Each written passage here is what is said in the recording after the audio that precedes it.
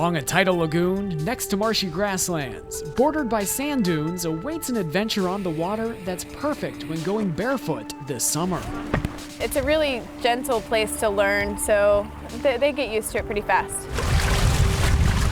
Where the water and the wind meet, await a safe harbor for sailing lessons. You cross the wind, the sail switches sides, and then you pick up the other side of the tack. And it's just as easy as that. Just as easy as that. Making sailing easy is Jesse Youngblood, a sailing instructor with Anastasia Water Sports. The 4-mile lagoon is where first-time mariners can become comfortable at the helm. What's the most difficult thing about sailing? Tacking upwind. It takes someone a while before they realize how fine the line is that they can get to the wind. How hard could it be? Jesse says you can learn this in 10 minutes and then be on your own. We can watch you from where we are so that if you do get in any trouble, we can come and help you. But 10 minutes, you're out on your own. After learning how to sail, if you want to get an up-close look at Mother Nature, best way to do it is with a kayak.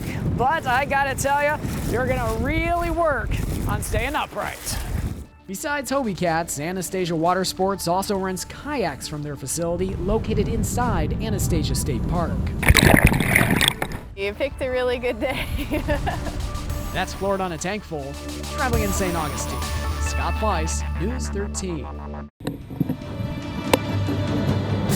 Flintlock goes off and people ooh and ah. It's in the nation's oldest city. The soldiers, the families, they were all right in this spot. At the Colonial Quarter in St. Augustine, history jumps off the page. This 2-acre village is a working community dating back almost 450 years. The Colonial Quarter opens up into different eras of history. On one side, you'll have the 17th century Spanish history, and right across the way, you'll have British history. Signs point the way to the 4 different quadrants showcasing 16th, 17th, and 18th century Spanish history and 18th century British history. The ocean was their highway. You could say that Gary Kennedy is busy building an ark. The shipwright is reconstructing a Spanish vessel. Back in the 16th century, it wasn't that they didn't have power tools. They had plenty of type of power tools.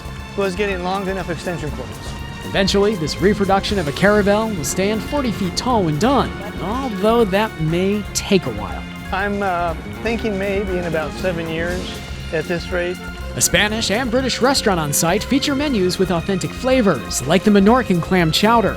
You can work off lunch by climbing to the top of the Spanish Watchtower for a look at the Castillo de San Marcos and the Matanzas Inlet. That's Florida on a Tankful. Traveling in St. Augustine, Scott Fais, News 13.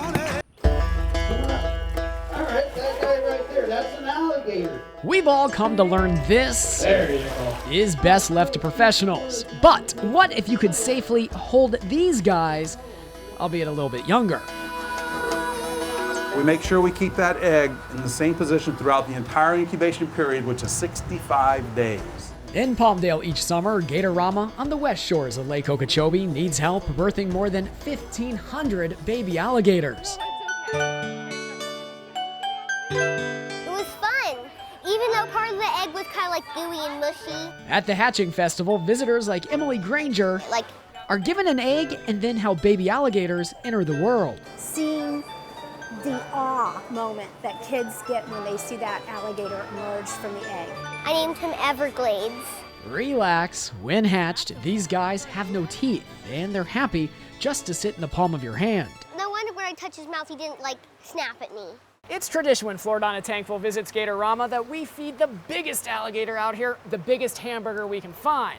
Last time, that was Rambo. Unfortunately, Rambo has gone to the big swamp in the sky. So meet Rambo Jr. There you go, buddy. Have a big bite. Who wants it? Yes. Some of the babies will end up here at the grown-ups table. There we go. Nice job. That's Florida on a Tankful. 5, 10. We're good. Traveling in Palmdale, Scott Fais, News 13.